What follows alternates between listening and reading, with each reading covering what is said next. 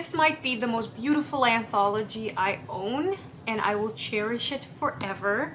It is beautiful not only in contents, which we will get into in just a minute, but also just in presentation. There's foliage, the illustrations inside are beautiful, and it's just such a well-constructed anthology in general. So what this is a celebratory anthology. Last year in 2023, we celebrated 100 years since the publication of the Weird Tales magazine started in 1923. The Weird Tales magazine is responsible for publishing people like H.P. Lovecraft and starting the weird fiction genre, which I've discussed in a previous video. If you'd like to take a look, I'll go a little bit into the history there and a little bit more about the definitions of weird fiction. So here I would like to mostly focus on talking about this specific anthology. Jonathan Maberry is the current editor of the Weird Tales magazine. The reason this book is so great is that it has a nod to all of the classics by inserting some of the original classic stories in here, like The Call of Cthulhu. We get some Ray Bradbury, we get some Matheson, we get like all of the kind of OGs. But then we have a lot of academic or historical essays about aspects of weird fiction throughout this book. Those just bring this entire collection together in such a beautiful way.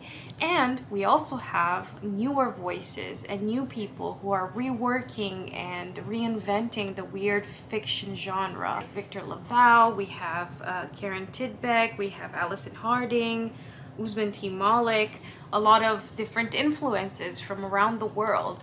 And overall, the nonfiction just kind of strikes a chord with you, and then you read a story afterwards, and it just brings it all together. So I do want to discuss a little bit some of the essays in here, because the first one is by the editor himself, where he kind of gives a nod to all of the previous editors of this magazine and what it's done for pulp fiction in general. Then we get the history of the magazine itself, and we go through its many publications, its reception, the way it's been printed over the years.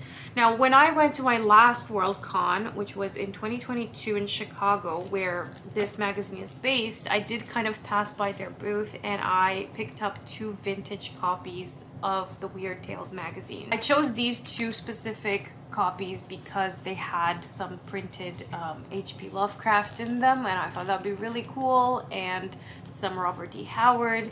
So these 2 copies just kind of made me happy, and I really wanted to buy more, but I was traveling with carry-on. In this book, we do get a history of the weird fiction genre. So one of the essays is called The Circle, and it's kind of doing a deep dive into not only the H.P. Lovecraft himself, but all of the literary figures at the time who, in essence, created their own literary group similar to the Bloomsbury group, similar to the School of Night or the Inklings, only they were kind of a bit stranger. There was something wonky about them. They're a bit more isolated, a little bit weirder. I will say that all of these figures, despite their oddities, have created some wonderful art, and to get a little bit of a synopsis on each one, a little bit of background, brings it all together. I really love that this circle inspired one another, talked about one another, dedicated works to one another. There's correspondence between them.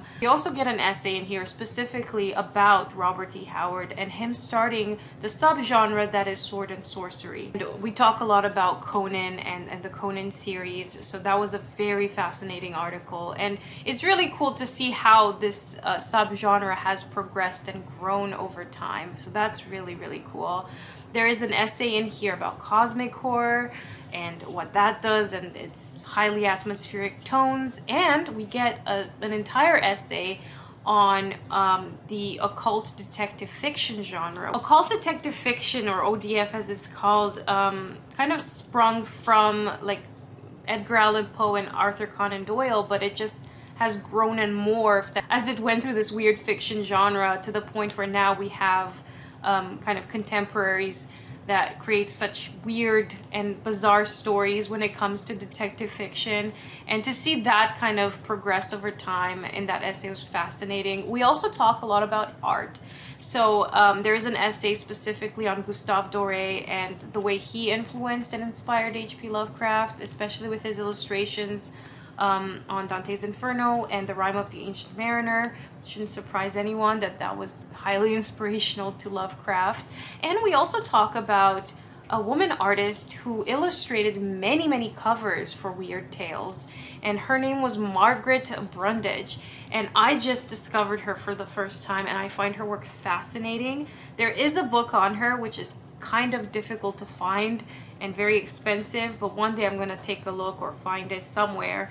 What I love about her artwork is this weird combination of the sort of bizarreness of this genre, but also with the mainstream sort of pinup girl, and that aesthetic kind of blending into this. I don't know, it works and it's beautiful. And I'd like to learn more about her in the future. Really enjoyed this anthology. I'm definitely going to flip through it in front of the camera here so you can see a little bit of it, so you can understand why it is that I love it so much. There are classic reprints in here, like Bradbury's The Scythe or Lovecraft's Call of Cthulhu, but then we also have the newer essays that are much more contemporary, and you can see it both in the language, and you know, you can read these people who are still out publishing today. So there's a lot in here to love, and a lot of different ideas, and I think each author has something special, and it can send you on this rabbit hole to read more and more of their works. I don't know, I really enjoyed this comprehensive history of this magazine and all of the different narratives that you get about the genre and the types of people who write this stuff. I really want to do a deep dive into short stories more, and I think I'm gonna end up talking about individual stories from this anthology in the future, and just kind of spend like a full-on video on a shorter story rather than a bunch of books at the same time. Anyway, long story short, I love this anthology. I love everything about it. I'm so glad that this magazine is still publishing and still active.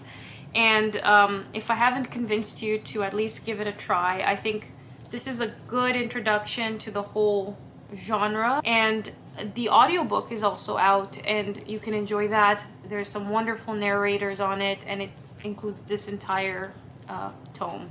So yeah, thank you very much for watching, and I'll see you in a future video. Bye!